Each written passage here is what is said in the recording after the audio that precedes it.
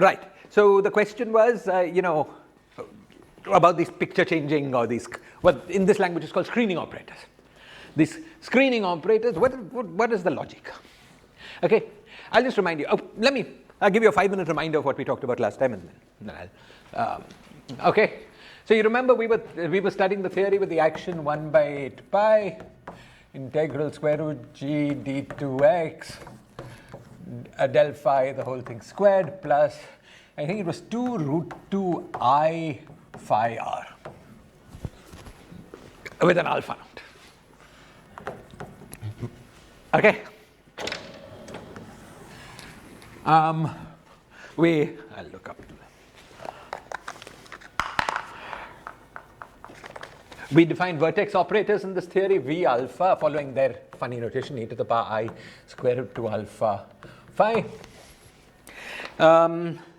When we computed that H alpha was given by alpha square minus 2 alpha naught alpha. The fact that it was alpha squared rather than alpha squared by 2 is because of this square root. Okay. Then we checked that the stress tensor of this theory was given by minus half del phi. This is the usual, but plus the additional term I square root 2 alpha naught del square phi. Okay. We checked that this theory had central charge C is equal to 1 minus 24 alpha naught squared. Remember, one of the reasons we put the I was in order to get central charge less than 1. Okay. And when we this is just true of linear dilettante theories. Now we start using it for our purposes. So we first noticed that operators V alpha and V alpha naught minus 2 alpha naught minus alpha have the same dimension.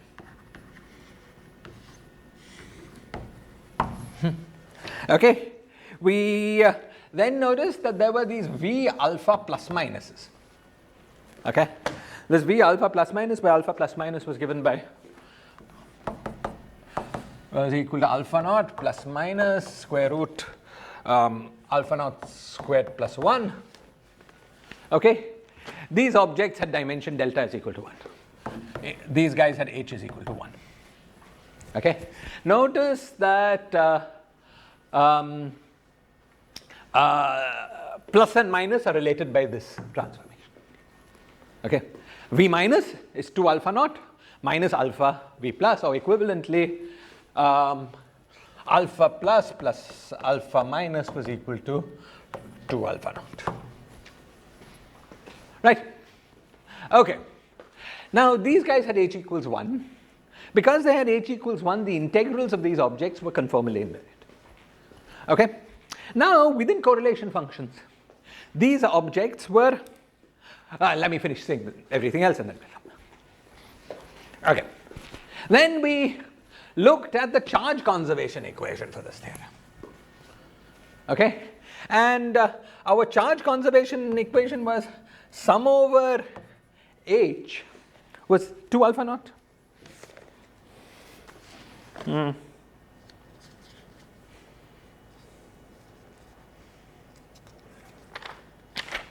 I think it was 2 alpha naught. Let me just get the equation.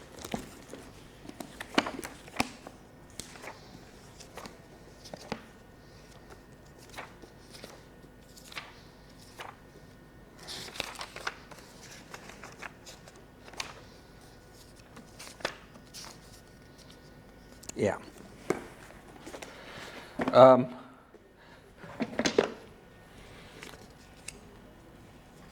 That sum over alpha, so not h, alpha, sum over alpha I, this is the momentum conservation, right, which would normally have been 0, is now equal to 2 alpha naught.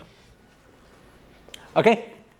Now using alpha naught as alpha plus plus alpha minus, we then argued that if all our alphas, okay, were linear combinations of alpha plus and alpha minus, more precisely we argued that if we chose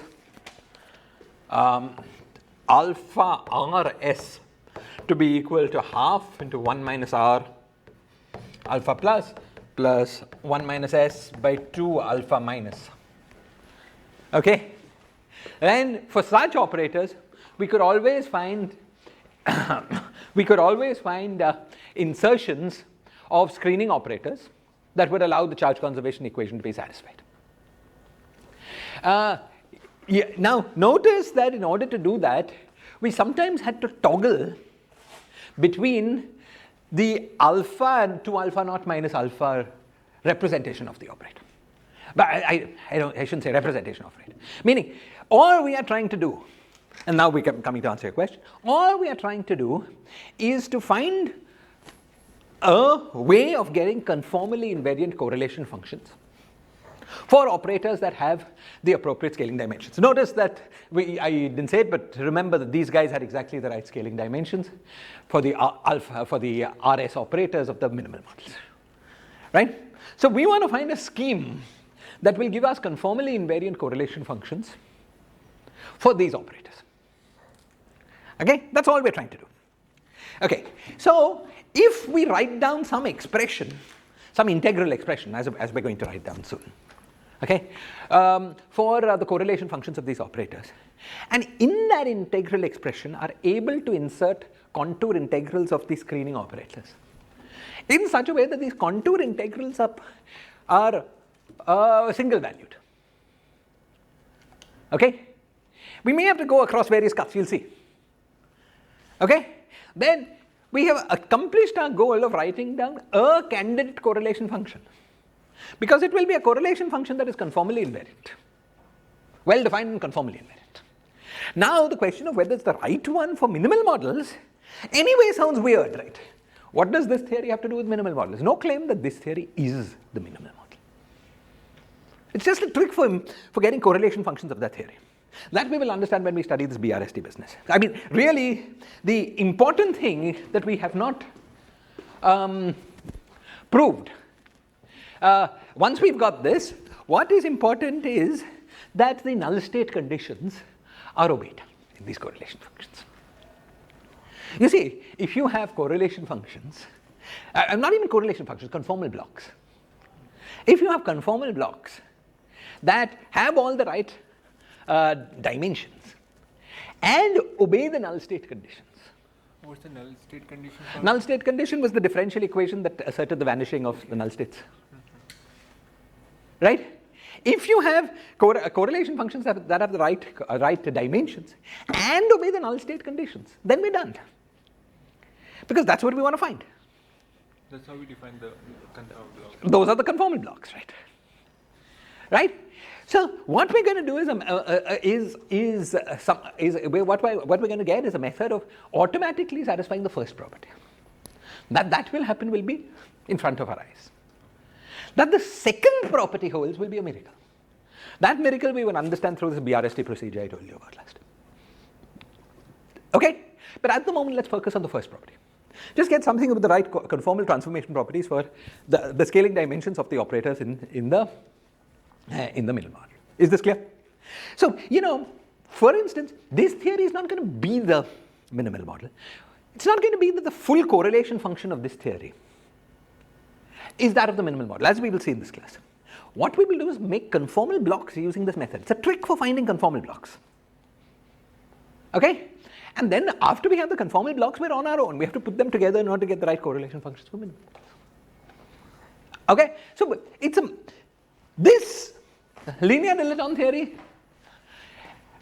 is a way of finding the conformal blocks that are of interest to us. What we've already seen from the study of minimal models is that there are a finite number of conformal blocks. And a pairing of these conformal blocks will give us our correlation functions. The goal here is to try somehow or the other to find a way of obtaining those conformal blocks. Is this clear? Okay? Excellent. So we had this charge conservation equation. Notice that this way we had a parametrizing operators. Under that flip, this flip here. So the flip takes Rs to minus R minus S. Can you see that? Let's check that. I don't think I said this last time. So suppose we have 2 alpha naught. 2 alpha naught is alpha plus alpha minus. So it's alpha plus alpha minus, and then minus this business. Half of 1 minus r alpha plus half of 1 minus s by 2 half alpha minus. Now let's take the alpha plus with the alpha plus. Here we have a whole alpha plus but minus half of alpha plus. So what's left over is half alpha plus. And then the sign flips. So this is equal to half of 1 plus r alpha plus half of 1 plus s alpha minus. Right? So the two different candidate operators that we have in our hands with the right scaling dimensions are what we call VRS and V minus R minus S. All we are doing is trying to find correlation functions with the right conformal weights. So we have two candidate operators of the right conformal weights. We will be happy to put either RS or minus R minus S. We will need to use some minuses because otherwise we won't be able to saturate charge conservation if all V's have the same sign. Right? If they're all positive and the number of Q pluses and Q minuses you can add are positive, you won't be able to saturate charge conservation. That's why this little trick in our hands of being able to go from plus to minus is very useful. Okay? Now, this is what we had, and what is the game? The game is I give you some correlation function. I give you a correlation function I'm interested in calculating in the minimum order, and you have to give me a way of computing the relevant conformal blocks. Okay? So we just at the end of the last class started. I'm sorry I've missed so many classes, by the way. Various things were coming up. I'll try my best to be. Week after next week we'll have classes both days. Week after next I'll be out. It's Diwali week. Okay. Other than that, I'll try up to the end of the semester to be regular. I'm sorry. It would be nice at least by the end of the semester to complete our discussion of modular invariance of these theories, and to start talking about Lie algebras and Wess-Zumino-Witten theories. We'll try our best. 15 December. Yeah, we have a meeting starting 3rd December. Let's say we'll try to do at least 4 more classes next week, and then there's a whole week before 4 to 5 more classes we'll try to have. I think that should be enough to complete our discussion of modular invariance, Verlinde formula, all that fun stuff, and at least to start discussing Lie algebras. If you guys have the energy, I don't know how much tolerance you have for this class. If you have the energy, we can continue next semester. Okay.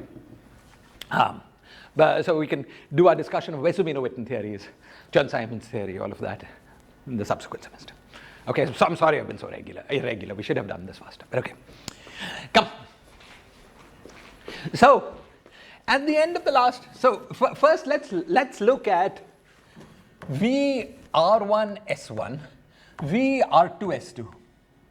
Suppose I'm interested in this correlation function, VR3S3, VR4S4. Okay? I want to know by how many units, and I'm willing to put some Q plus to the power M1, M, and some Q minus to the power N into this correlation. You remember what Q plus and Q minus were, right? The contour integrals of this V plus and V minus. On what contours we're still to decide. They weren't, as we discussed last class, operator by operator. They're somehow objects you have to put into the correlation function. Okay? This is a non-local operator. It's a non-local operator. A non-local operator, in some sense, is not even an operator, in the sense that it does not act on the Hilbert space of the theory. Okay? But it is a current which is well defined, and if the problem that makes it not an operator is that if we put it inside or acting on a given operator and you take it around, it will be multi-valued. That's the problem. But now if we insert it inside a full correlation function, we'll manage to make that up. You'll see. Okay, so it's somehow not acting on a Hilbert space. It's just an auxiliary object that's acting within correlation functions. Something that is conformally invariant, so it doesn't mess up the conformal transformation properties of correlation. That's all. Okay, now let's take that object. This guy, we're supposed to put this charge conservation equation on this object. So sum over alpha i's has to be equal to this, but alpha i's we've seen. So separately we can add up the terms proportional to alpha plus and alpha minus. So we get 1 minus r I by 2, so sum over I, that's plus m, because q plus was e to the power alpha plus. It was v alpha plus. Right? Plus m is equal to 1, because 2 alpha naught was alpha plus alpha minus. Okay? And similarly, sum over I, 1 minus si by 2, plus n is equal to 1. These are the two charge conservation equations. Yeah? Okay. So let's multiply these charge conservation equations by 2. So we get 4 from the sum over, first I'm multiplying by 2, so 4 minus sum over Ri plus 2m is equal to 2. They'll be similar for this, so so sum over Ri is equal to 4, so that's 2 minus 2m. Or maybe we want to make m the subject of the formula, so we get 2m is equal to 2 minus sum over Ri. 2 plus 2. What? 2 plus 2m? Sorry, say again? 2. 2 plus 2m. Thank you. 2 plus 2m, and then this is sum over Ri minus 2. What? Messed up? 2 minus. Sorry, this formula is wrong. Sum over Ri. Wait, I just took this to that side. If this is right, this is right. Both are right. Okay. Excellent. Okay. Now,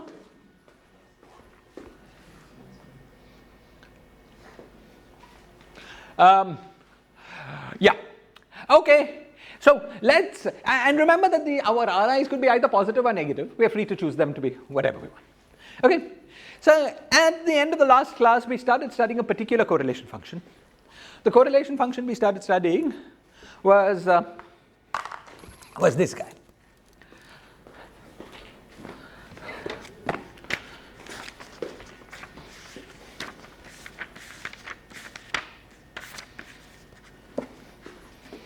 We started studying the correlation function V R1 S1 at 0, V21 at Z, V R3 S3 at 1, and they wanted to put V minus R4 minus S4 ad infinity. Okay. And we studied this with a single q plus and no q minuses. Okay? Now this object then obeys charge conservation provided R1 plus 2 plus R3 minus R4 is equal to 2 plus 2, because m is 1. Okay? Or R4 is equal to 4 minus R1 minus R2 minus R3. Okay? And similarly, if S4 is equal to, now in S4 we will not have this extra 2. So 2 minus S1 minus, and in S4, let's look more carefully. Here this will be a 1. And we will not have this extra 2. So whatever, it's whatever it is, 1 minus S1 minus S2 minus S3. Okay.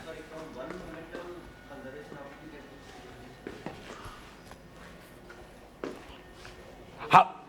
Those two relations? Yes. You see, what alpha plus and alpha minus are in general irrationally related. So, separately equate coefficients of alpha plus and alpha minus. Both are related to alpha. Yeah, but there's a square root of 1 minus alpha naught, 1 plus alpha naught square. You see, the thing that is easy is alpha plus plus alpha minus. That is alpha naught. Okay, but alpha plus and alpha minus have this funny square root kind of object here. You remember that's how we got momentum to be conserved. We got momentum to be conserved by asking for alpha plus and alpha minus to be separately added up. Now, perhaps there are special values of alpha naught. Perhaps there are special values of alpha naught at which you can do better, but we're not even going to try that, because you remember the minimal models, this is how it worked. In the minimal models, you remember the fusion rules. The fusion rules had the alpha pluses adding up themselves and the alpha minus adding up themselves. Okay? So this is one easy way to obey momentum conservation. Perhaps for very special values of alpha naught, you can try to do something else, but that won't be what we'll be interested in. Okay? We're going to separately balance alpha plus alpha minus, because this is the kind of thing we find when we have minimal models. You remember, right, in the fusion rules, the minimal models, the fusion went, alpha plus went on its own trip and alpha minus went on its own trip. Yeah, because in this theory, alpha plus alpha minus are not really independent. No, they're not independent, but we're taking, you remember we took integer linear combinations of alphas. We want integer linear combinations of alpha plus and alpha minus to add up to 0. For generic alpha naughts, this will not be possible. Yeah. So in many calculations, for instance, you can take a coefficient of root 2 as an independent thing, right? Because it's not going to cancel against anything. It's like that. Okay. But yeah, this question you could have addressed last class. In the last class, we said, well, we're going to get momentum conservation if these things took these integer forms, so that separately we could match coefficients of alpha plus and alpha minus. Yeah. Okay, so this is a subset of conditions we're looking at. It need not always be the most general, but this is what we're going to do. Okay, so basically because we've got our eyes on the minimal models, which have this property. Okay, excellent. So now we put in this condition. We look at values of R1, R2, R3 that obey this condition. And now we look at the correlation function. Okay? So this correlation function now, what does it have? So what we've got is this Q, which is integral V plus integrated over W. Okay? So now what we've got within this linear dilaton theory is a 5-point function. Okay? That looks very scary until you remind yourself that linear dilaton theory, as far as correlation functions was concerned, was a free theory. Right?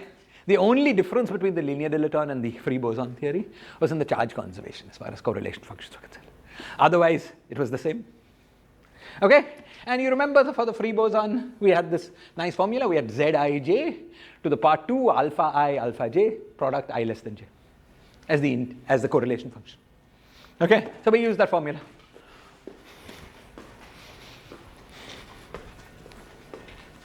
So we have this thing is Zij alpha I alpha j product I less than j. We have to plug that in. Okay? Now, what are these alpha i's and alpha j's? You see, this runs over all combinations. And there are 5 in a 4 by 2, so 10 different combinations of things you have to put.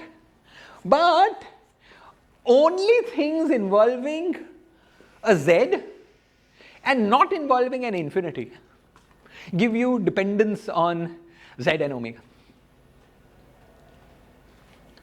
Right?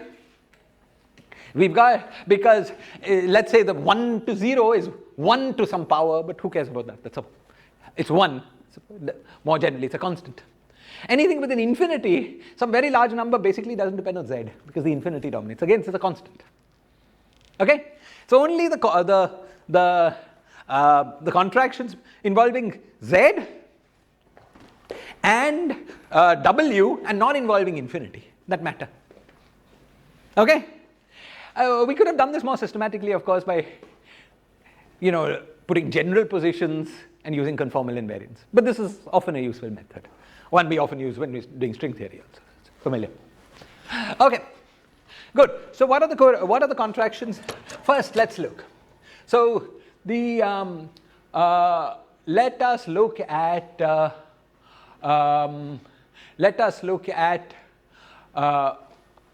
what these guys are. So this guy has an alpha plus. Okay? The things that will be really important will be the guys involving the W, because we have to do an integral over W. Everything else just goes outside. Right? So this V plus here has an alpha plus. Okay? Now alpha plus and what is V21? V21, this guy is, let's look at this. So when we put a 2 here, we get a minus alpha plus by 2. That's minus alpha plus by 2. Okay? So now we can work out all the contractions that we have. Let's work out those involving W first. So there's W minus 0 into 2 alpha plus and then alpha 1, let's call it R1 S1, whatever it is. Okay, then you have W minus 1 into 2 alpha plus into R3 S3, and you have W minus Z into 2 alpha plus into this will be alpha plus by 2. Those will be all the dependencies on W in the integrand. Is this clear? Okay. In addition, there will be dependencies on Z. Okay. So there will be a factor of Z minus 0 to the power alpha plus by 2 into alpha 1 2. Alpha R1 S1, and Z minus 1 into alpha plus by 2 into alpha R3 S3. But these will just go outside the integral. They're just outside. We have to do an integral over W. The important factors are the first 3. Is this clear? So the guys that are outside the integral are there. We keep them. But I'm going to ignore them for now, because what we'll focus on is the integral. V plus has a weight alpha plus or 2 alpha plus? V plus had weight alpha plus, I thought. It was just e to the power I mean alpha was equal to alpha plus for it.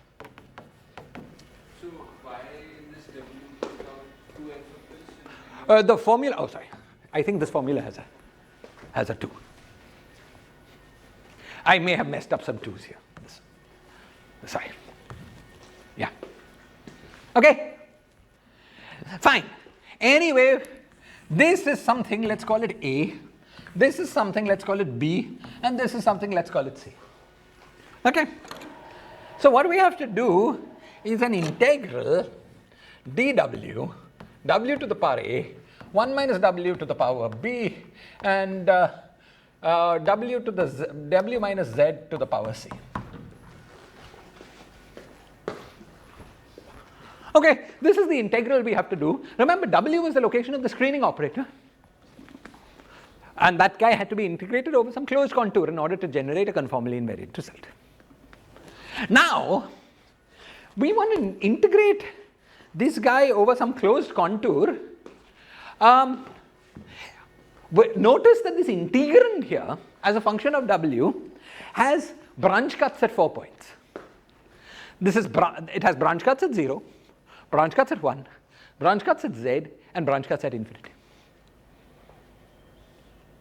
Clear? Okay. Now we have to figure out some sort of contour for this integral despite the presence of all these branch cuts that will make the contour closed. Okay? And then every such choice that we get gives us a new candidate correlation function, candidate block. Note we're doing only the holomorphic. Again, blocks, not correlation functions. Is this clear? Okay? So let's first work out this business about trying to find, contours. So now it would have been nice to have some colored chalk. Let me run across to AG69 to see if there's a colored chalk.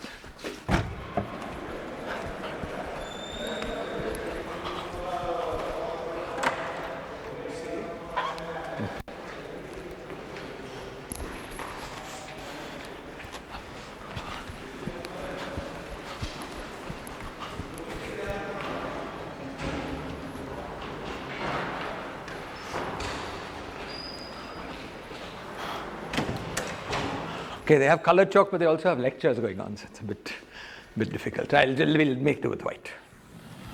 Okay. So, say you've got 0. Let's imagine that you've got z here.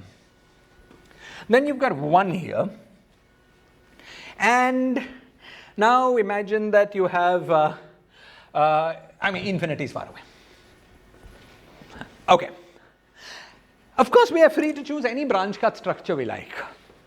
I'm going to make one choice, and we can work with that. Okay? So first, I'll make a cut from 0 to z. No cut on this left-hand side. And this cut has the property that if you go around like this, anti-clockwise, you pick up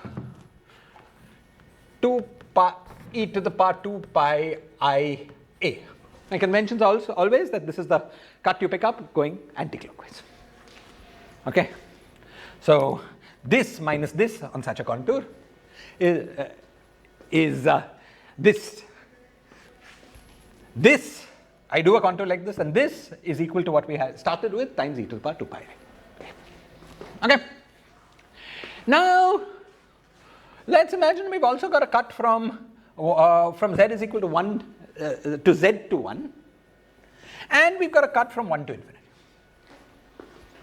Okay. Now, let's see. Suppose I look at going around, when I go around on a contour like this, I should pick up the phase e to the power 2 pi I b. But when I go through this cut, I pick up the reverse phase e to the power minus 2 pi I. Because it's going up minus down. What? C and A. C. Z is C. Oh, Z is C. C. C.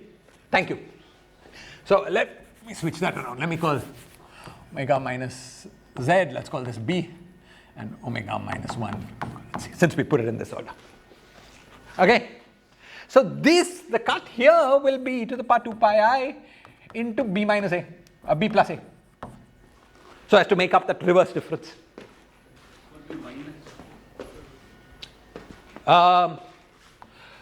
Let's see. In going from here to here, this is being circled anti-clockwise. If A was already equal, if A was equal to B, Yes. then around zip you already have the. No, then you see the cut, it should add up.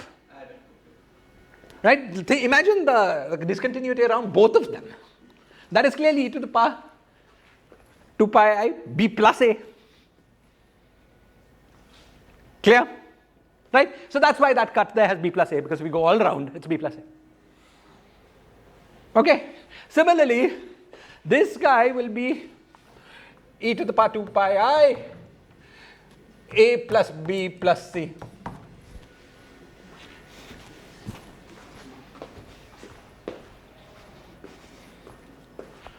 Okay, so this is what we mean by these cuts. All good? Okay, now so far we didn't need the color chalk. You'll have to keep your wits about you now. When I start drawing, it would really be nice to have color chalk. Anyway, fine. So on this diagram, I'm now going to try to draw a contour. Okay, let me draw a contour that will work. Okay, let me first start. Okay, let me first start here. I start above 0 and I go round Z. Okay, then I come round 0, cut this, go through here, cut this, go through here, and come this way. Okay, it's very nice when you're drawing it, but once you've drawn it, you can't really see what's going on.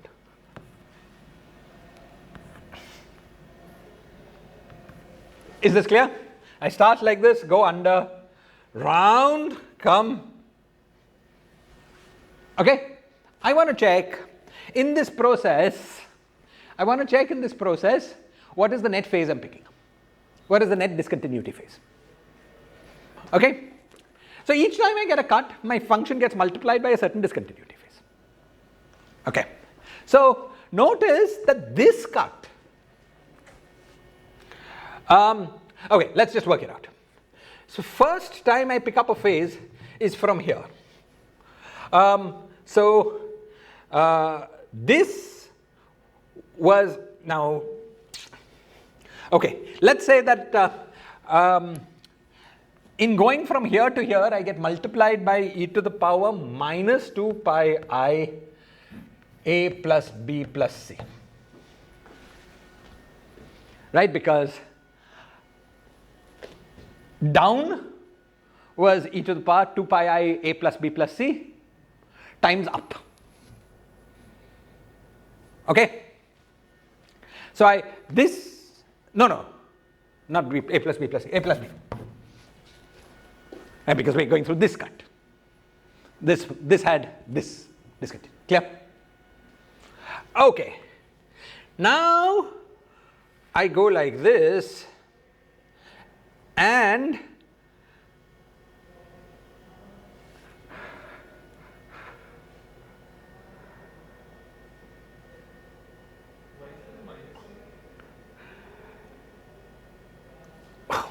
minus sign is some convention. I mean, my convention was that down was up times e to the power minus a plus b plus, this thing, right? Because when you circled around, you picked up this additional phase.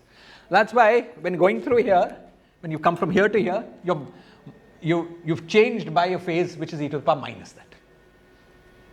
Okay, whether plus or minus that won't, it's just the relative things that will matter. So let's keep track of that.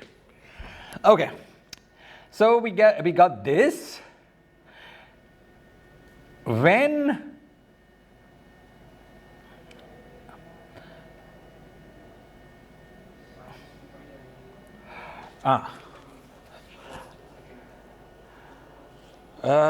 yeah, it looks like it's not working, right? E to the power minus 2 pi I a when we cos this guy.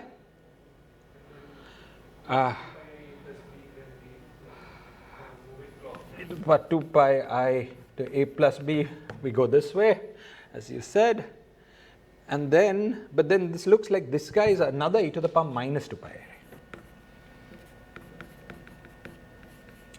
It should have cancelled. Just a minute.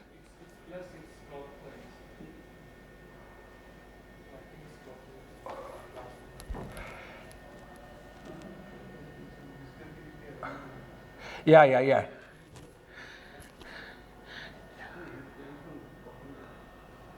Yeah, no, you're probably right. Give me a minute. I'm probably thinking of it wrong. Give me 1 minute. We probably should, as I think the comment was probably right. We should probably be going, I think what we should be doing is going from one sheet to the next. I think that's what we should be doing. Give me a minute. Just a minute. Just a minute.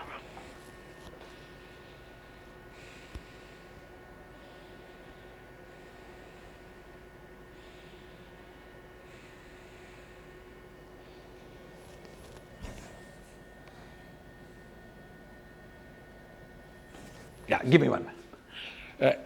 This is a multi-sheeted correlation function. We don't want discontinuities as we make our contours. We've got this. When we do this, we just flip to the next sheet. Yeah, as he said, I think Yeah. it's really Yeah. Yeah.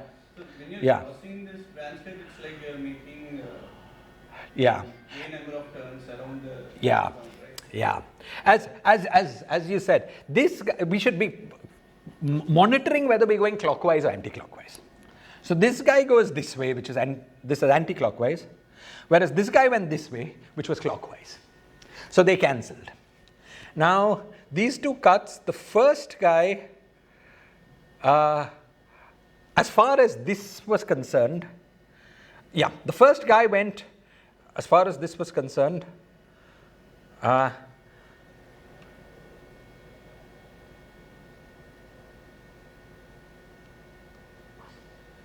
give me a minute.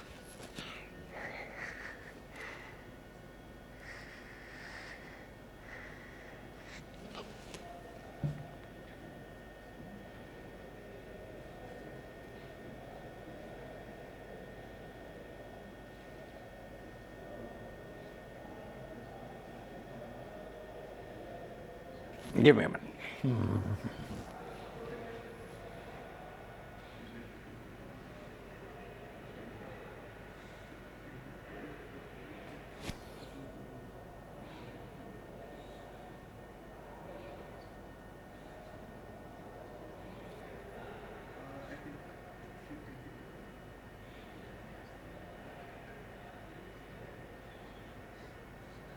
Yeah.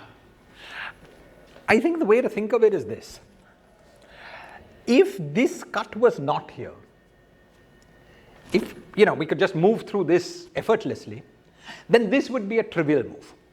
Because around here we do one clockwise, one anti-clockwise. Okay? Similarly, if this was not there, then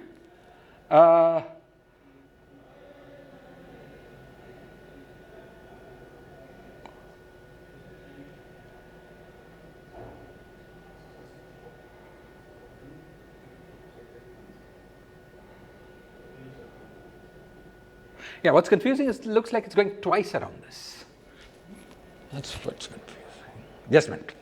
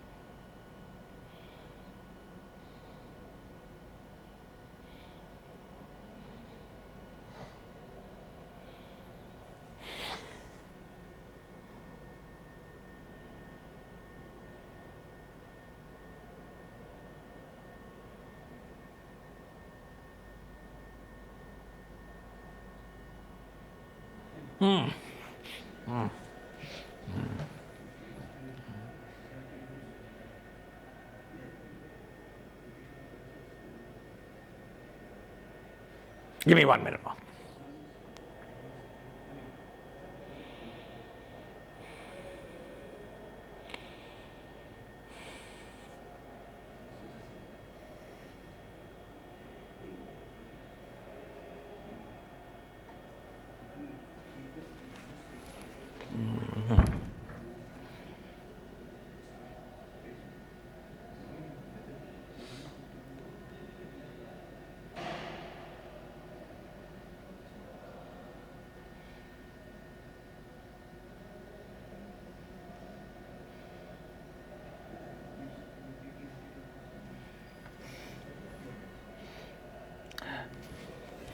See, this whole part of the loop has circled once around this. So it's picked up the phase B. Now,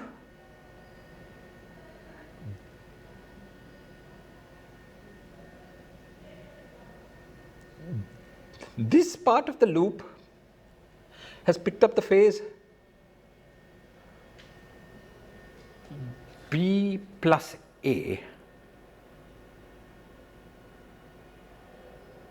This is the other way around. So it picks up phase minus B plus. This has picked up phase minus B plus A. And this part has I'm so sorry, give me 1 minute.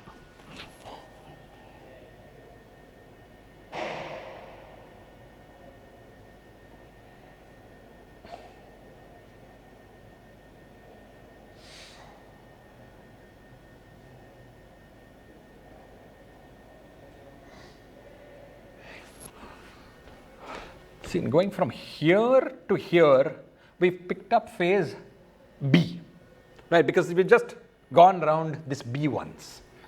So if we remove that, what have we got? We've got this one. Okay. Now we've got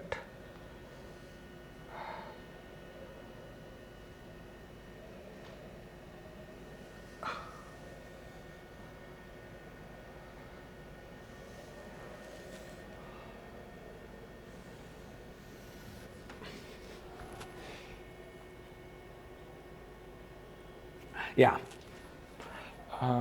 But the A.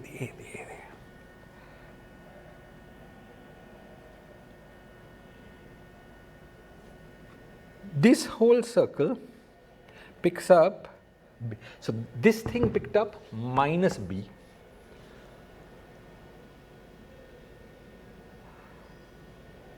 This thing picked up e to the power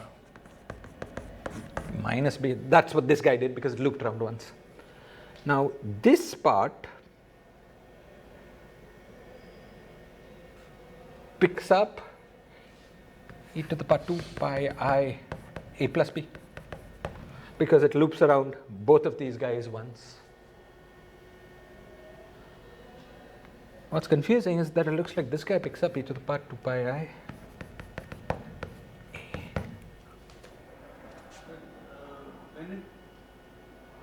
Are you looking at a different contour? No, same contour. What happened to the second? Yeah. So what I was thinking, I hope I'm thinking right, but what I was thinking is that let's look, this contour is whatever it is. Now it has in particular this loop here. Yes. That loop, as it goes through here and comes out through here, the net effective phase is e to the power minus 2 pi I B because you've gone clockwise around this.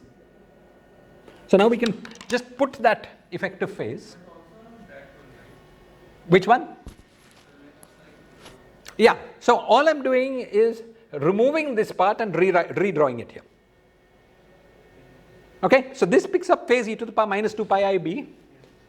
And then what's left is this. Now I can do it again. This guy picks up net phase e to the power 2 pi I A. That's here. And then I can do it again for this guy. It picks up e to the power 2 pi I A plus B. So the B's are nicely cancelling, but not the A's. They are minus B minus 2, right? Because Which one? the first one. Mine. No, but it cuts both these cuts. In the same direction, right? In the Clockwise. Going in clockwise. yes, like this, like this. So the net effect should be that it circled around this guy and produced the phase of this cut. As you circle around this, you pick up a B with a minus. So that was this. Sorry.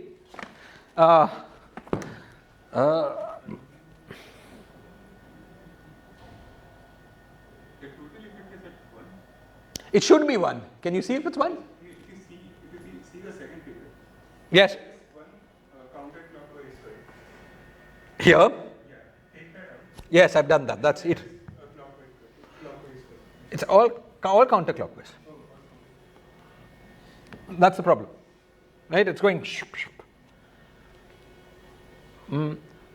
It should have cut the other one the other way around. So I'm so sorry. This is the contour they have. I hope.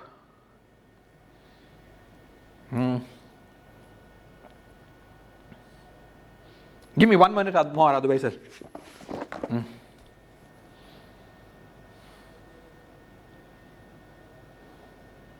Maybe I'm misunderstanding the contour.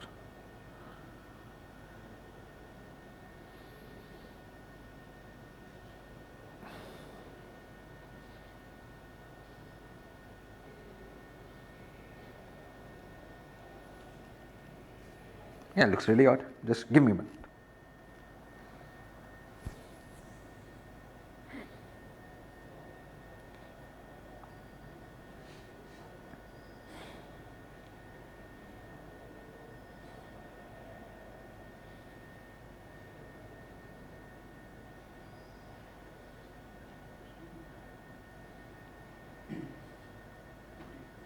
Wait, maybe I've done this wrong.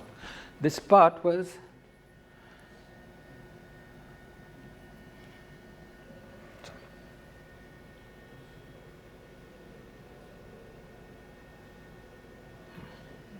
yeah, I've probably done this. Sorry, what is important is that this guy continues like this. So, sorry, this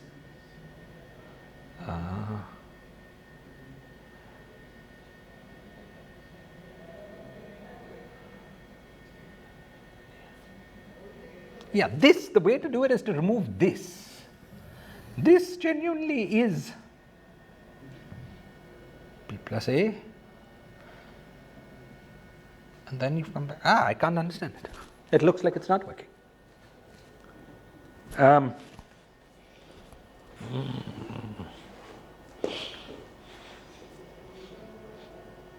Okay, unless somebody has some wisdom now, we will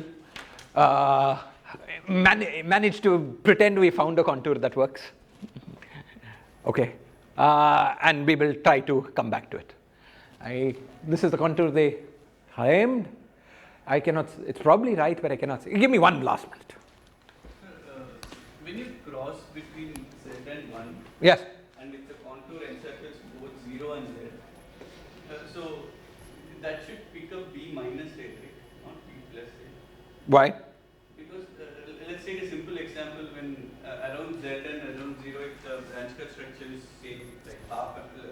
I'm taking a simple example as square root Z into square root 1 minus Z.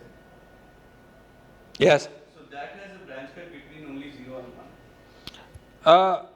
Right, but in that case, plus and minus are degenerate because if you pick up e to the power 2 pi I, this is e to the power pi I times e to the power pi I. Whether you call it 1 or 0, I mean, in general, the phases should add, right?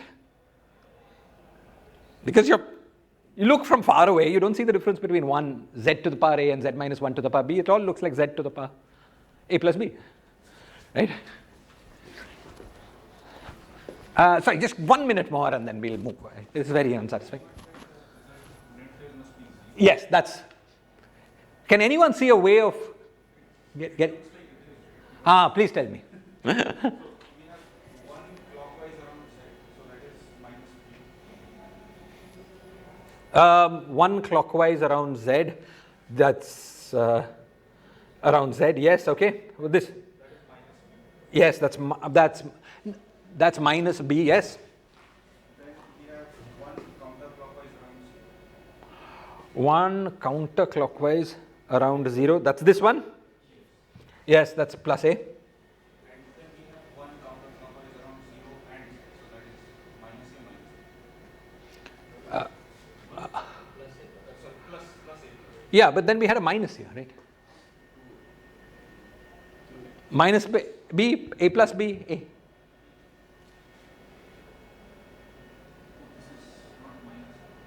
Right, that's the problem. The B's are cancelling, the A's are not.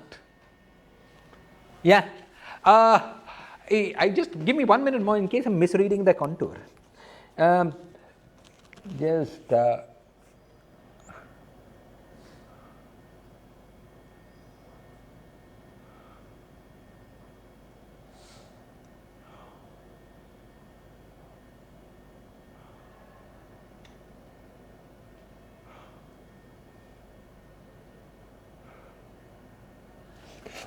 I wonder if what they mean is this. I wonder if this is joining out. Could it? Let me try this.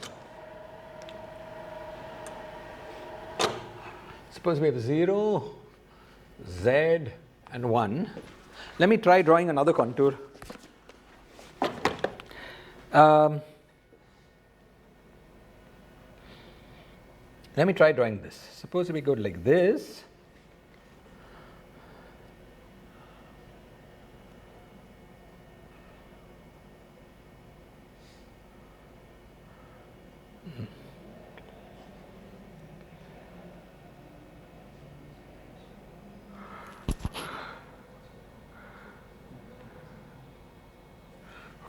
Nothing looks like it's working, but let me just try it. Do this.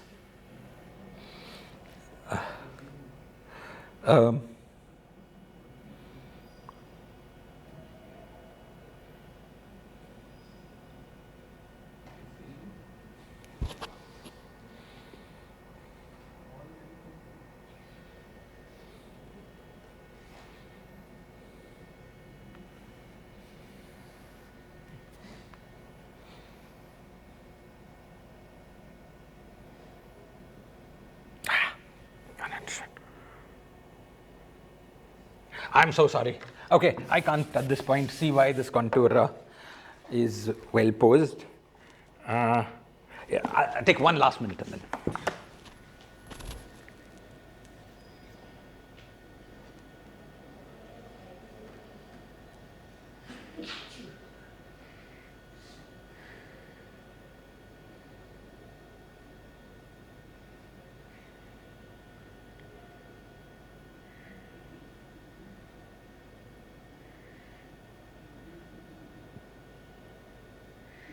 Yeah, I mean, it should have looped around the other way around somehow, once around this way, once that way. Let me just try to make a contour that does that. Okay. I want something that will loop.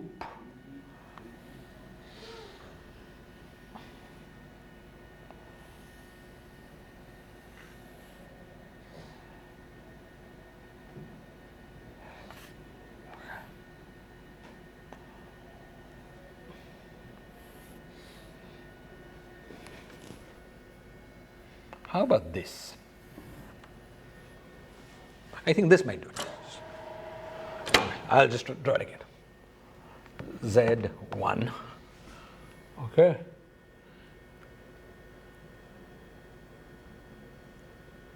Yeah, so what I did was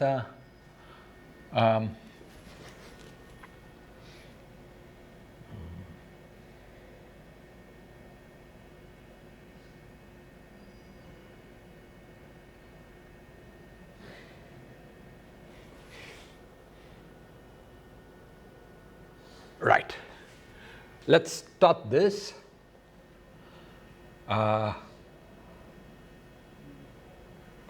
Go here.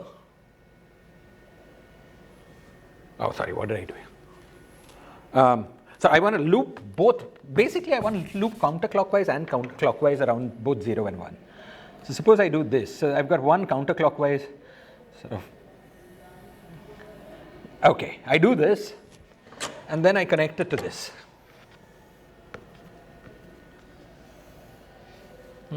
So I connect it to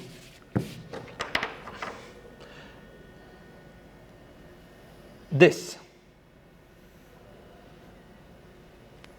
So this was like this, it went this way. Now I want to loop this guy the other way.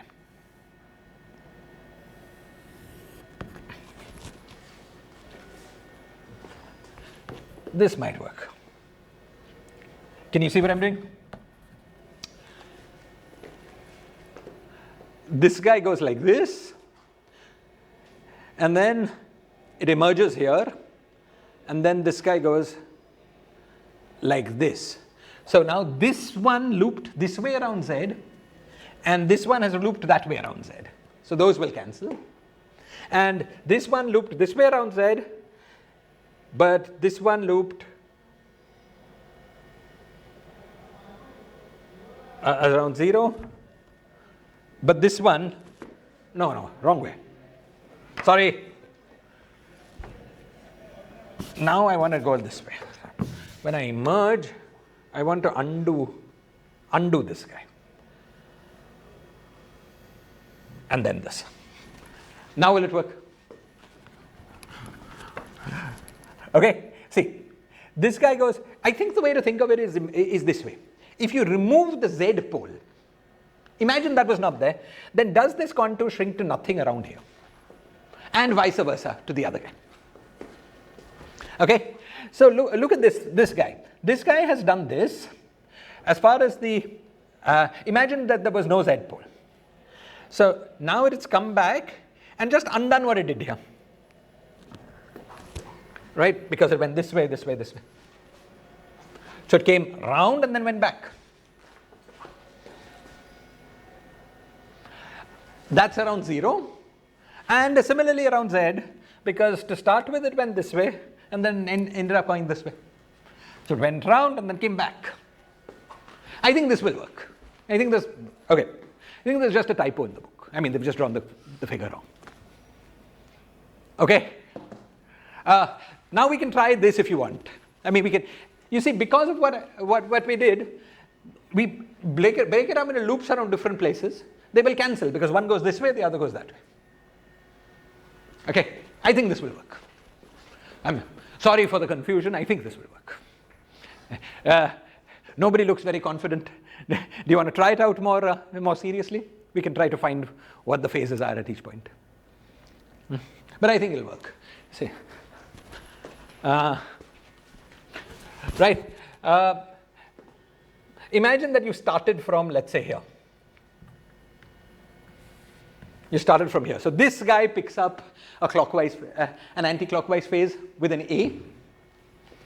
Then this guy went round and then went round here. So that picks up, and so I started from here, I went around, this picked up an anti-clockwise phase with A. This guy went round and went back around here. So that picks up a clockwise phase with A plus B. So we had plus A minus of A plus B. Okay, and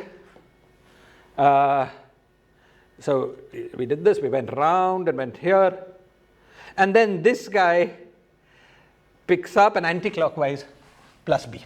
Yeah, it works. Okay, because what remains is this looping around here.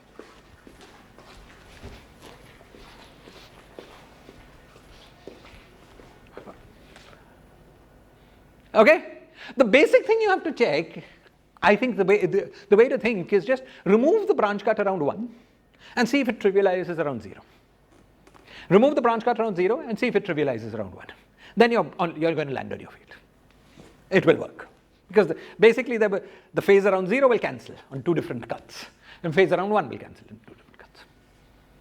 Okay, I think this works. So I think the book was just wrong. This is the cut that we want. This is the contour we want, okay? You see, it's difficult to draw it in one shot because then you have no idea where you're going. So it's best to draw it in 2 shots like this. Okay. Yeah, okay. I feel this is the contour that works. Okay. So you see, we found one contour that worked like this between, so I'm so sorry for all the time. As you see, I don't prepare very much. So when the book has it wrong, I'm in trouble. Okay. Okay, excellent. So you see we've got a contour like this. Okay. Now, a contour like this can be shrunk around this 0 to z. So we'll pick up the integral from 0 to z, and then some discontinuity back to 0 to z, 0 to z, 0 to z. Okay, so it's clear that up to some proportionality factor, it's just the integral of this thing from 0 to z. Okay, the proportionality factor will involve phases with e to the power I a plus e to the power minus I a plus b, we don't care. Okay, so this block that is guaranteed to behave nice was the integral of this integrand, the omega to the power a, 1 minus omega to the power b, w minus z to the power b, w minus 1 to the power c. Okay, dw, this is from 0 to z, let's say. Okay, but we chose 0 and z as 2 of these things for fun. We could have chosen, for instance, 1 and infinity. Okay, so another thing that we could have done is this integral. So from integral from 1 to infinity, omega to the power a, omega minus z to the power b, omega minus 1 to the power c dw. Okay, this is another contour that would have worked as well. There are others, but by doing contour manipulations, you can show that these two form a basis. That is, anything else can be written as a linear combination of these. Okay? Now what we've landed on is the integral representation of hypergeometric functions. This is an integral representation of a hypergeometric function with some name. I'm not sure mathematically I agree with this name, but let's call it HABC. Okay, HABC of Z. This is a hypergeometric function. Hypergeometric functions of this sort famously obey second order differential equations. And the differential equation for this hypergeometric function is precisely the differential equation we encountered 2 lectures ago when we studied the differential equation for the null state associated with the phi 1, 2. Recall that that differential equation only cared about the fact that there was a phi 1, 2 insertion and not but what the other insertions were. So every block involving phi 1, 2 with any other operators has to be linear combinations of solutions of the same differential equation. It's quite incredible, right? It's a correlation function involving phi 1, 2, and it could be different things in different theories. Could be a minimal model 5, 10, a minimal model 8, 20, or the Ising model. Doesn't matter. This has to be a linear combination of these two because it's just the same differential equation for these blocks. Okay, not quite, because these numbers A, B, and C depend on the other operators, but only through that other dependence. So always the same hypergeometric functions with just different values of those A, B, and C. Otherwise, just the same thing. There's a very mild dependence on what else is appearing in the correlation function. Okay, excellent. Now, the next thing we're going to ask is this. So we've got these two blocks. Let's call these I1 and I2.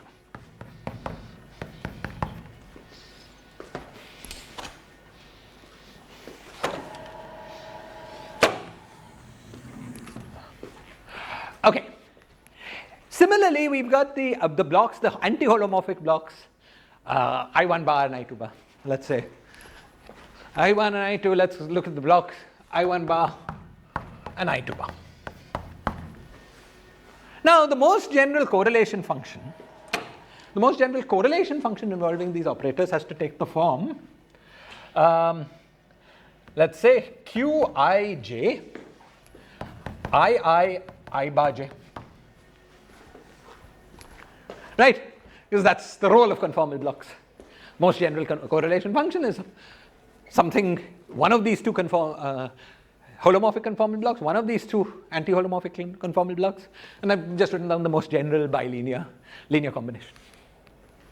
Now, if I was interested in doing more than just finding these conformal blocks, I want to find the full correlation functions in the minimal models. Okay, what can I do? Well, it's got to be of this form, but there's this 4x4 matrix, 2x2 matrix that is undetermined, Qij that's undetermined. How do I go around determining it? Okay, the basic principle we want to use is single valuedness. Correlation functions have to be single valued, even though blocks are not. Okay. Just demanding that single valuedness is enough up to an overall constant to determine this block, determine this, as I'm now going to explain to you.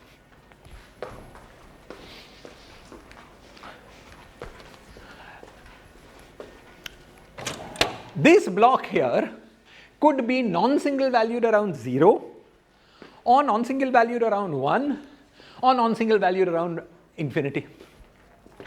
Now, infinity is just the sum of 0 and 1. So if we deal with 0 and 1, everything is guaranteed to work. Okay, you cannot have, right? So basically what we want is to check that all discontinuities around 0 and 1 vanish. Okay. Now let's look at the discontinuities, the non-single valuedness around 0 to start with. Let's first look at I2. I2 is an integral over the contour from 1 to infinity. If I take z around 0, since we're doing an integral from 1 to infinity, taking z around 0 does nothing. So it's just manifestly clear that the function I2 is single valued as z goes around 0. Is this clear? Okay. The trouble you might have is that z starts approaching the integration contour. But the integration contour is far from 0. You take z around 0, a little loop around 0, makes no difference. Okay? How about I1? Okay. In I1, what we're doing is we're taking this integration, this contour from 0 to z. Now, as we take z around 0, this term in the integrand picks up a definite phase, namely e to the power 2 pi ib. Okay?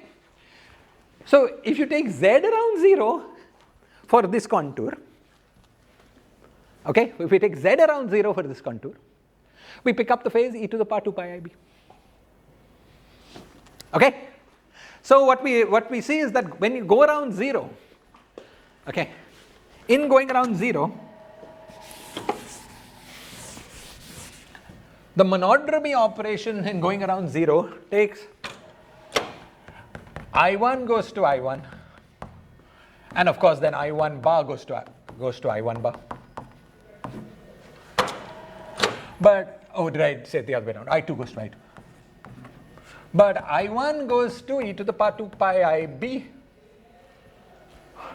times I1, and the reverse. I1 bar goes to e to the power minus 2 pi IB times I1 bar.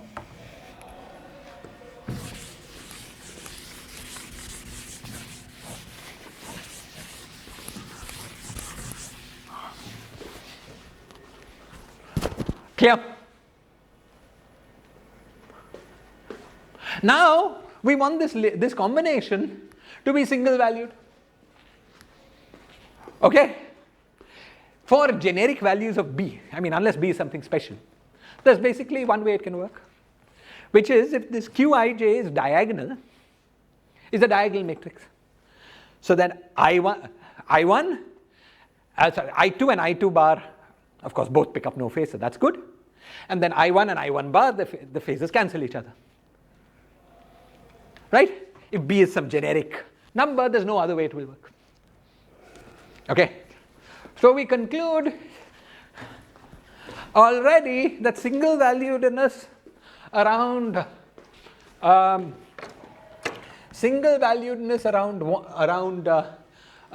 0 tells us that Qij is equal to of this form, alpha beta 0 0.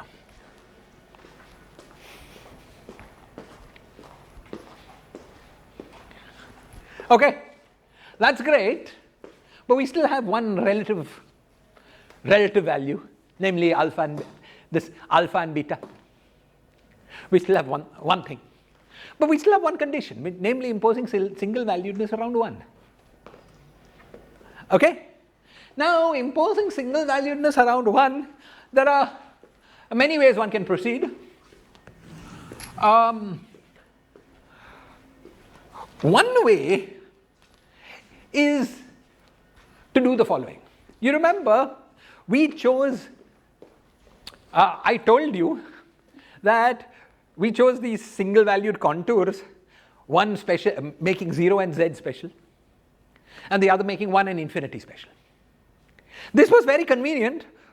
This is a very convenient choice for looking for monodromy around 0. Right? That's why we chose those two guys. But if we wanted to choose, if we want to look at monodromy around 1, then the thing we would do is to choose 0 to infinity and 1 to z. Right? Now, I also told you that the two single valued contours that we looked at were a basis for all single valued contours. So it must be possible to rewrite the contours that we have in terms of the contours that would be nice for looking at monodromy around 1. Okay, this is an exercise one can do. One can take these contours, okay, or even just the final contour that we have, this 0 to 1 kind of contour, do integral manipulations. The manipulations are of the following form. You imagine this whole thing lives on the sphere, and you take this integral, let's say you've got from 1 to infinity. Now you go around, you come back, go from 0 to infinity, blah, blah. You have to work a little bit, but you can do that. And if you feel lazy, you can always just go to Mathematica. Mathematica will give you will give you this. So what I'm saying is that there is clearly the following kind of identity. That is, if we call these guys H, A, B, C, H, A, B, C of Z, we will interchange C and A. We will interchange C and A, yeah, will be equal to, so let's call these two. I1 will be some A, some number, times I1. C and A will be interchanged because we interchange 0 and Z, 0 and 1. CBA of 1 minus Z plus B times I2 CBA of 1 minus Z. Right? This moving the integration contours to these other guys, that's the statement. Okay? If you look up Gradstein, Ruzicka, they will have these identities available for you. Or if you feel energetic, you can work out all the phases, move the contours, and derive it yourself. Okay, but the procedure is clear, right? Okay, so now what we do is the following. We work out this relationship, which is not too difficult to do, and then we plug that into this matrix, which was diagonal in the original basis, in the basis of I1 ABC of Z, and then plug that back in. Now, this thing, when expressed in terms of as a bilinear form in terms of I1 CBA of 1 minus Z, is no longer diagonal in general, right? Because we've got this transformation. Okay? And then you ask, but the same argument that we had, which told us that it had to be diagonal in this basis of I1 ABC of 0 of Z, tells us that it had to be diagonal in I1 CBA of 1 minus Z. So then you ask, can you make, okay, now we've got a fixed form, we've got two numbers to play around with. There's some alpha and beta. Can you choose alpha and beta so that it becomes diagonal around 1 minus Z? Okay? You go through this exercise, you find you can do it. But clearly there's a constraint, and that constraint constrains the ratio of alpha and beta. Okay? So you get definite values for alpha and beta. I won't even give you the numbers and so on. So you'll find them in the book, if the book has it right. Okay? I won't even give you all those numbers, but it's clear you can do it, right? So these are the constraints. Single valuedness around 0 and single valuedness around 1 allows us to completely up to an overall normalization. Determine this correlation function. Okay. Okay. And finally,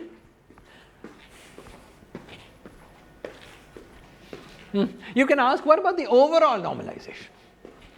Well, overall normalizations of 4-point functions are of course ambiguous because nobody's told you at the beginning how to normalize your operators. But we can choose. Let's suppose we were looking at a particular 4-point function of the form phi 1, 2, phi 1, 2, and 2 others.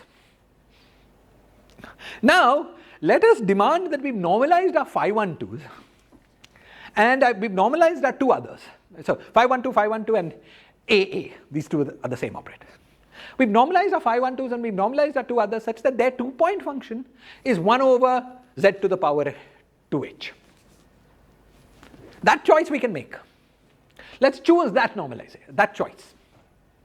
With that choice, now, if we take this 4-point function and bring the two phi 1, 2's together, bring the two a's together, but the distance between them is far, then this should reduce to product of 2-point functions by cluster decomposition or by OP. Okay? If you look at the hypergeometric, it does, up to a number. And you choose the normalization to make that number 1. Okay? That's basically the strategy one employs, okay, to normalize the overall 2-point function. If you've got phi 1, 2, you've got A, B, C, D, you'll have to work harder. You'll have to work harder involving various things, because then it involves normalizing each one of those operators in a way that involves their 2-point functions. But basically, you impose normalization of 2-point functions, and then normalization of ambiguities, overall normalization ambiguities of 4-point functions are fixed. Okay, so this method now gives you, this way then gives you a way of practically computing correlation functions in these minimal models. Okay, as you see, what you get is integral representations. Okay. Here we have to take z going to 0 limit to fix the normalization. Yeah, z goes to 0 if there was, and assuming the other guy was another phi 1, 2. Yeah, z goes to 0. Excellent. Now let's look at the structure in a little more detail, just a little more overview. How did we manage to get an integral representation with one integral? This is because charge conservation for the original thing that we looked at was off by 1 unit. That's why we had to put 1 q. Q involved 1 contour integral, so we had an integral representation with 1 insertion. Whenever we have correlation functions of operators whose form can be chosen, you have that plus minus ambiguity always, but you can choose that plus minus ambiguity, so that charge conservation is off by just 1 unit. You get a simple integral representation like this involving 1 integral.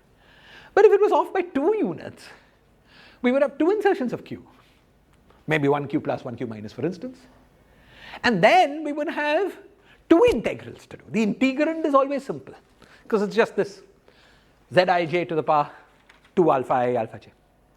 What becomes more and more complicated in this method is that you get more and more involved integrals to do. Okay? So while this method always works, how practically useful it is depends on the correlation function you want to compute. How many screening operators you need to put in. Okay? So the method is exact, but it's not always very useful. Okay, any questions or comments about this general structure? Otherwise, I will move on to a slightly more general discussion. But questions or comments?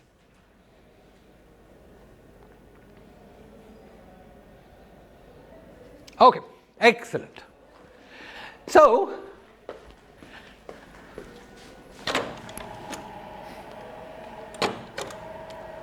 now the next question we're going to ask ourselves is, why was it the case that when we had correlation functions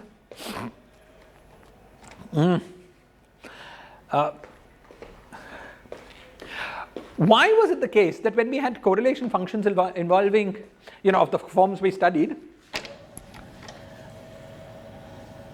that we got only 2 conformal blocks? Okay, we've already seen technically how that happened, but what was the reason for it?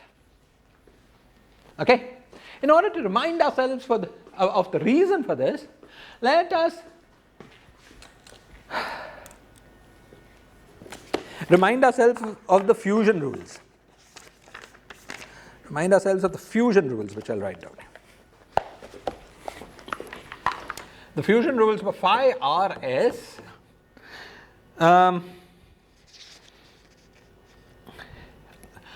Let's say phi r1 s1, phi r2 s2 was sum over phi rs where R was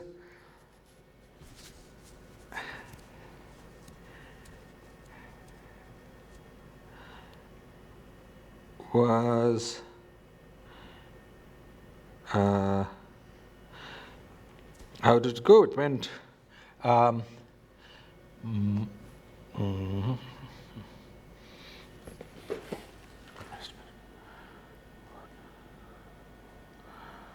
one minus R.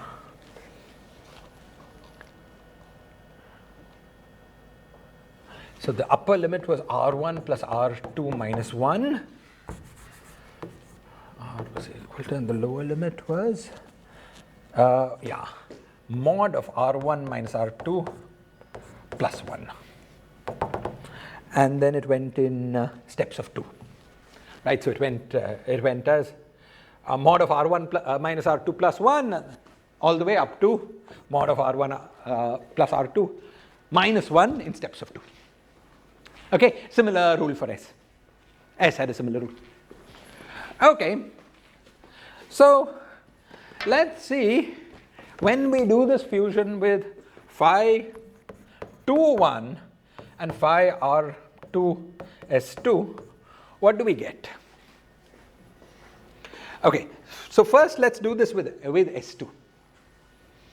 Okay, here the upper limit is S2 plus 1 minus 1, which is S2.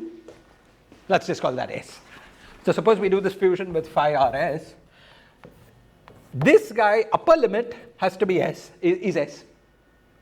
But lower limit is also S, because S is greater than 1, let's assume. Okay, so we get S minus 1 plus 1. So this second index here had only one possibility. It could only be S. What about the first index? This guy went to R plus 2 minus 1, so R plus 1, upper limit, right?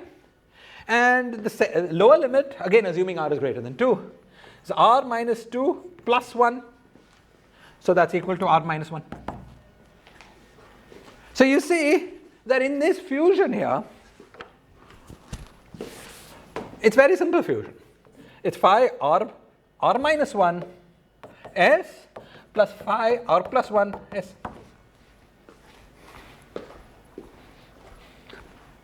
So you take the fusion of phi 2 1 with any operator. Okay, in special cases you might even get less. But at most you're going to get 2 fusion products. Okay? Now, this was the reason that we ended up with 2 blocks. Okay? Let me give you an analogy from ordinary group theory. Suppose, correlation functions are conformally invariant. And so you want to think of them as the analogues in group theory of making singlets out of objects that transform in representations of a group. Okay? So very roughly that's the analogy you should keep in mind. Correlation functions are sort of like singlets. Okay. Now, suppose I have some group. Could be anything. It could be SU2, it could be anything. And I have 4 representations, R1, R2, R3, R4. And I've got an object in this representation, this representation, this representation, this representation. I'm looking at the tensor product of all 4, and I want to enumerate my singlets. How do I do that? Well, one way is to choose to group these up however you like. Let's say this way and this way. So you fuse R1 with R2. This gives you some representations. Let's say 1, 2, A from the fusion of 1, 2. Similarly, you fuse R3 with R4.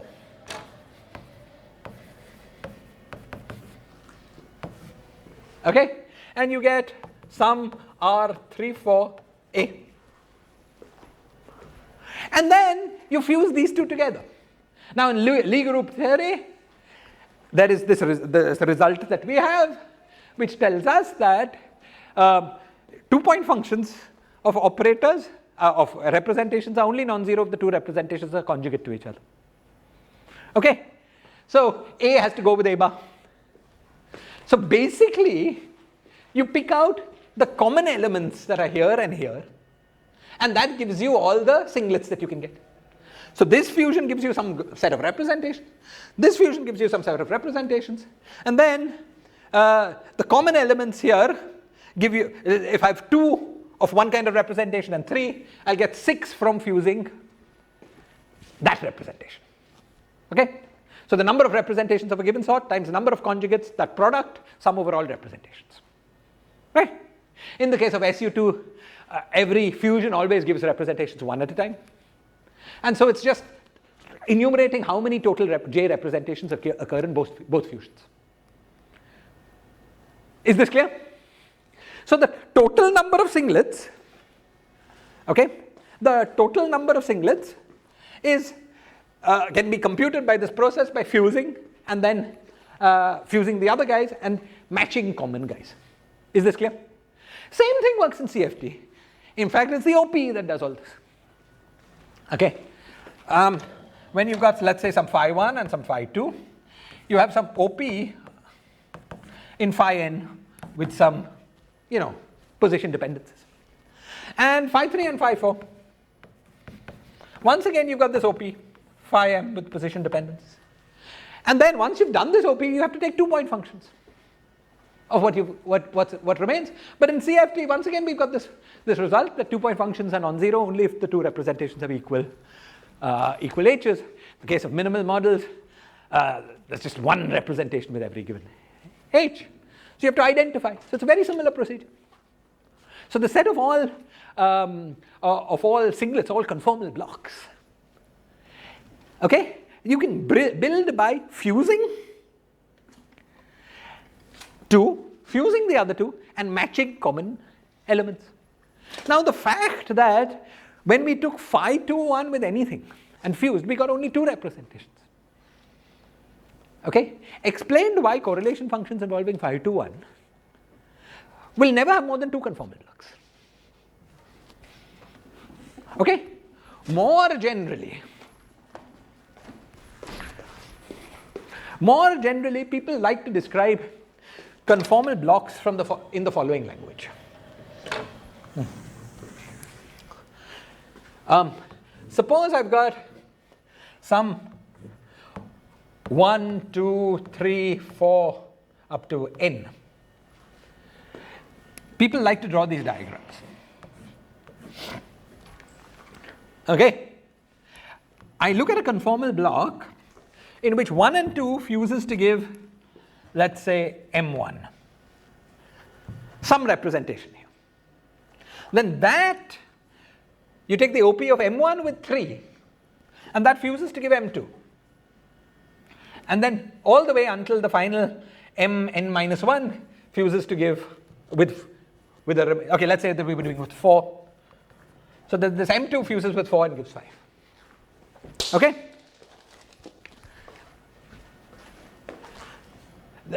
A conformal block involving the interchange of this primary and all its descendants. When 1 fuses with 2, this primary and all its descendants, when M1 fuses with 3 and so on, is denoted by this notation. Is the notation clear? Something very similar could be done in group theory. In group theory, you could label singlets in the fusion of, in this case, 5 representations by looking at taking 1 and 2 and fusing to get all representations. Okay, that's 1 and 2 fusing to get all those are the M1s. Then fusing M1 with 3 and getting all representations. M3. Okay, and then in the final step, you have to hit a 5. Really a 5 bar, but you keep that in mind. Is this clear? So just like in group theory, like you can enumerate singlets in group theory by this construction, you can enumerate conformal blocks by this construction. The Clebsch-Gordon procedure of ordinary group theory is replaced by the OP procedure of conformal field theory. Okay, same kind of thing. So this notation, when you see this, you know now what it means. Okay, all the labels there are representation labels, primary representation labels for blocks. Now, okay, this looks very nice.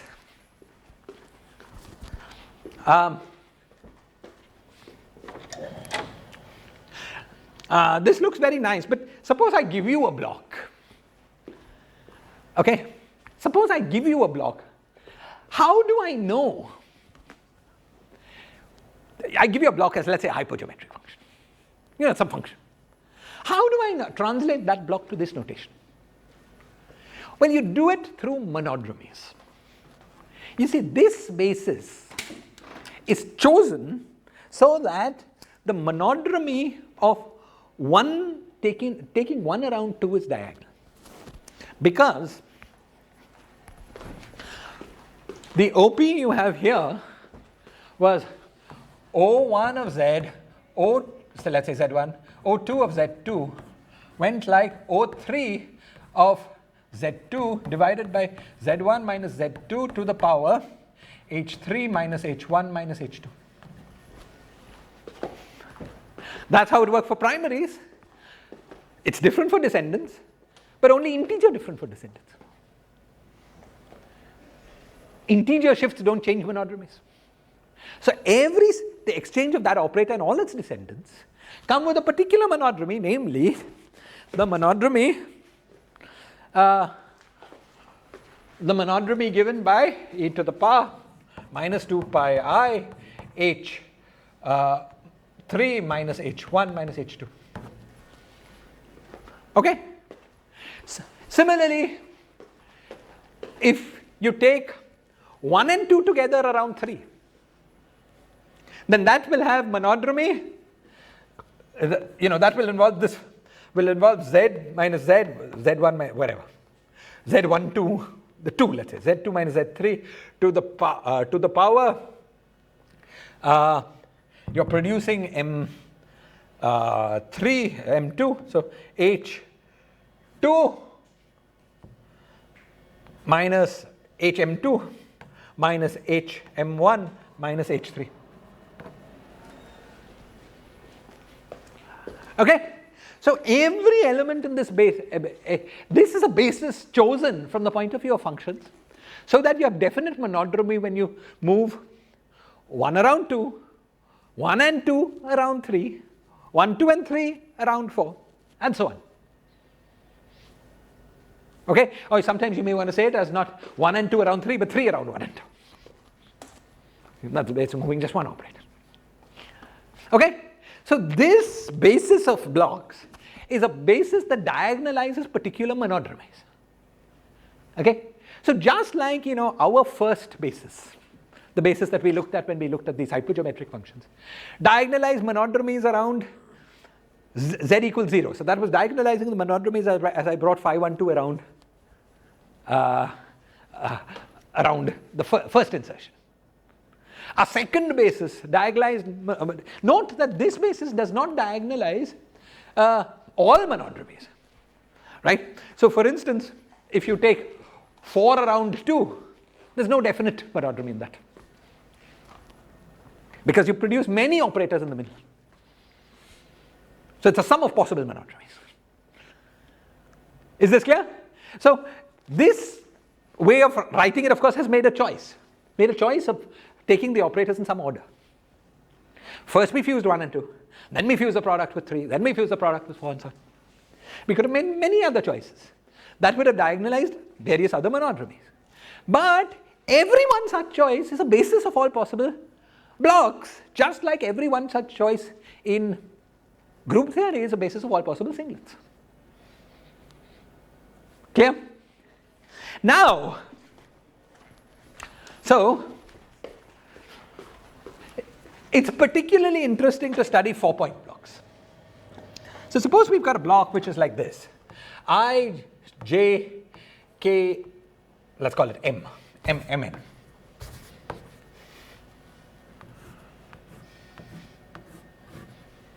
This is the block where you fuse I and j to get, let's say, p. This is one basis of 4-point blocks for all possible values of p. Okay, but there's another basis of the same block, I m q.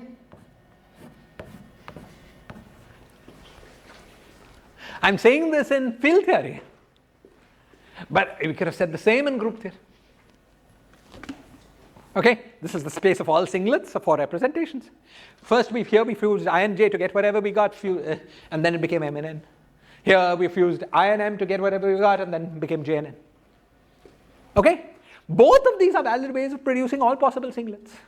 Both of these are valid ways of producing all possible blocks. So both of them form bases in the space of singlets or blocks, depending on whether we're doing group theory or field theory. Okay, since this is the case, it must be that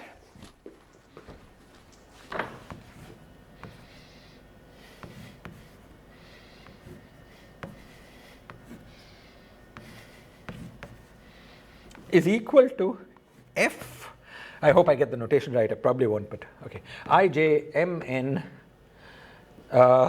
ij mn, and then pq.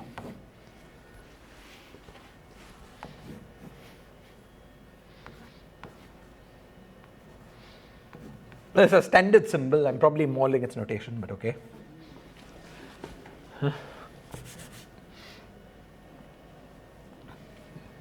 Let's write as mn pq.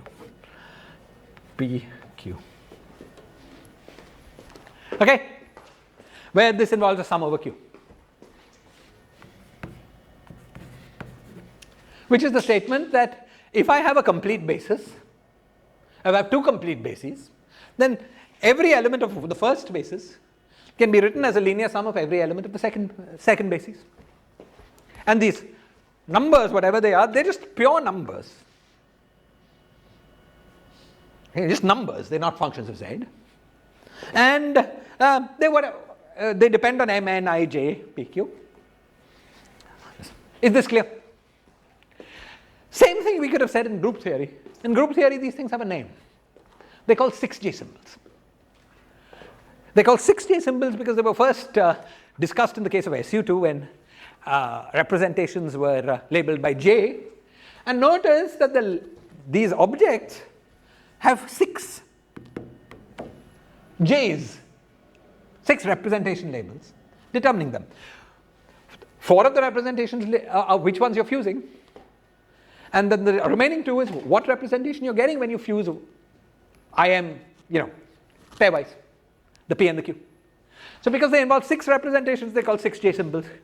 And I don't know how learned you guys are, but one of my professors at IIT Kanpur loved 6J symbols. So in my undergraduate, we knew all about 6J symbols. Okay. But these books that talk about angular momentum in quantum mechanics, the more sophisticated ones of them will in the later chapters talk about 6J symbols. Very well tabulated and understood for SU2. Okay, good. So just like these 6J symbols are properties of group theory. For groups, these 6J symbols are properties, are properties of representation theory. There's no dynamics in it, just representation theory. For conformal blocks, in the case of minimal models. So there's some data here which is interesting. Okay? And once we have this data in our hands,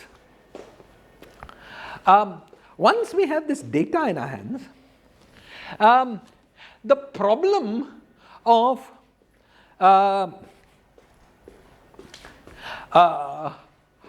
the conformal bootstrap can be formulated entirely entirely as a constraint on dimensions andCijk's involving this data.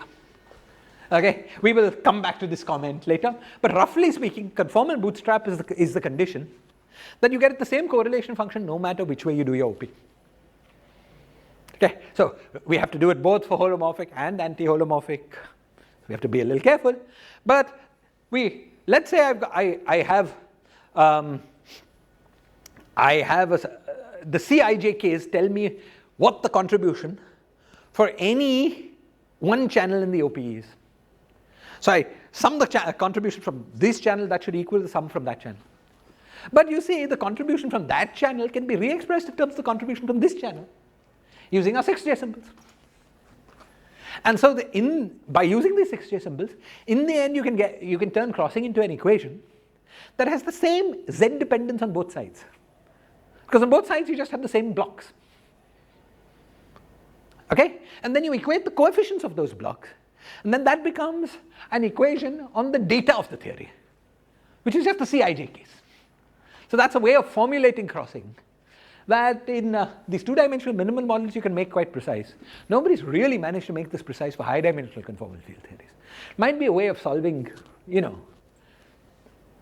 of getting, making progress when we study high-dimensional conformal field theories. But that's for another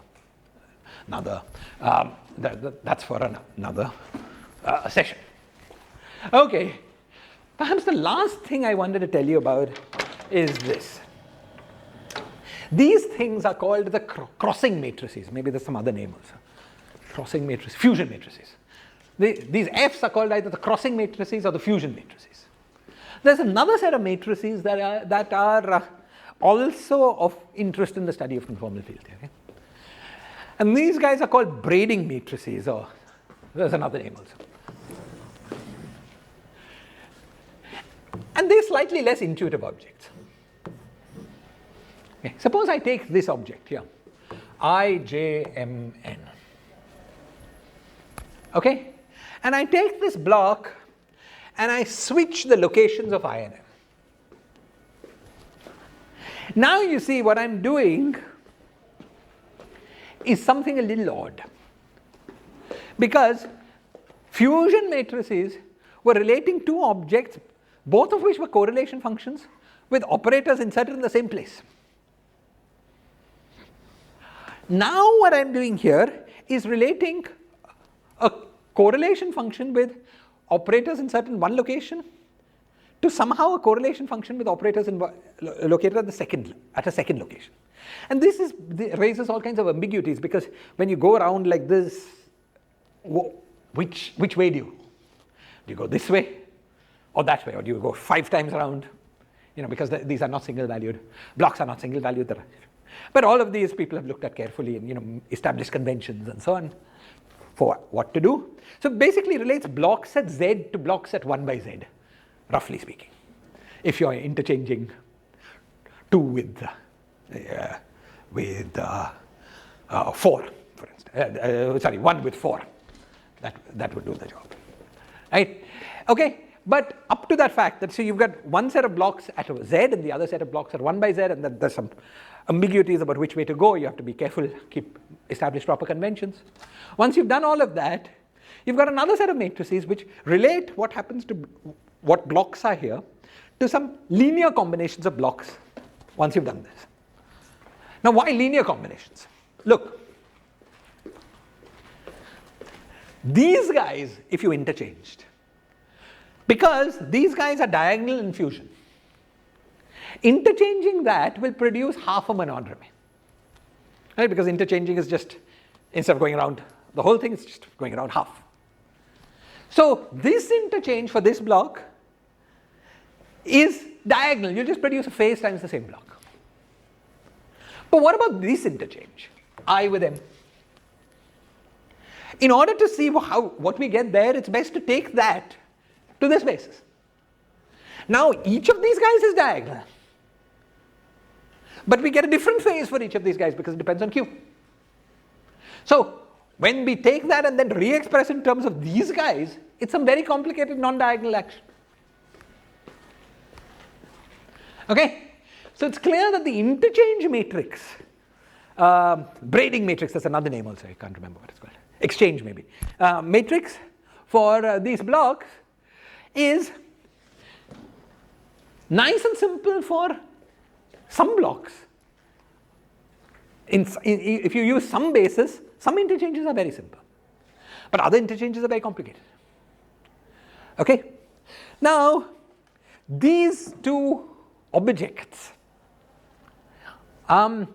These two objects, probably not in today's class, are not unrelated. The fusion matrices and the braiding matrices are not unrelated data. They need to satisfy we will argue in the next class that they satisfy two fundamental identities. Okay, these are called the Yang-Baxter identity and the Pentagon identity. Okay, so that consistency requires them to be related. Okay, and in some abstract way of trying to understand all conformal field theories, people try to, classify all data that obeys all these identities. We probably won't get there in this course. This was these papers by Moore and Seiberg, which try to classify all rational conformal field theories. These bits of data, these crossing matrices and the braiding matrices and the Pentagon identity play a fundamental role there. We probably won't get there in this course, but I'll at least tell you about this. Okay, great. So let's end today's lecture. So in tomorrow's lecture, in the next lecture, the lecture on Tuesday, what we will do is what I will try to do is explain this BRST procedure that explains why this Coulomb gas thing worked. Okay, that gives a justification for this Coulomb. Sounds totally arbitrary, right? At the moment we just did something and it worked. Okay, there's some sort of justification for it. I will at least outline that justification for you. And I will also tell you about these Pentagon and Yang-Baxter identities relating these fusion and R matrices. Then we're done with this part. In Friday's lecture, we will turn to the study of modular invariance.